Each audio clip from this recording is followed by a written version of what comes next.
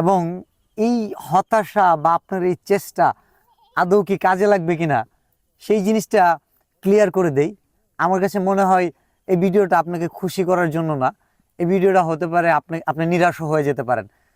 এই যে ভাইরালের যুগে ভাইরালটা মানুষ কীভাবে হয়, কিছু ভাইরাল হয়ে যায় সে নিজেও জানে না যে এই কারণে ভাইরাল হয়ে যাবে, এবং কিছু মানুষ পরিকল্পিতভাবে কাজ করে যে কাজটা তাকে ভাইরাল করে দেয়। এখন হুটহাট যদি ভাইরাল হয়ে যান আপনি কিন্তু এটা ধরে রাখতে পারবেন না। তো প্ল্যানিং করে ভাইরাল যদি হন এবং সেটার জন্য কী ধরনের প্ল্যান দরকার কিছু সাজেস্টিভ বিষয় শেয়ার করি।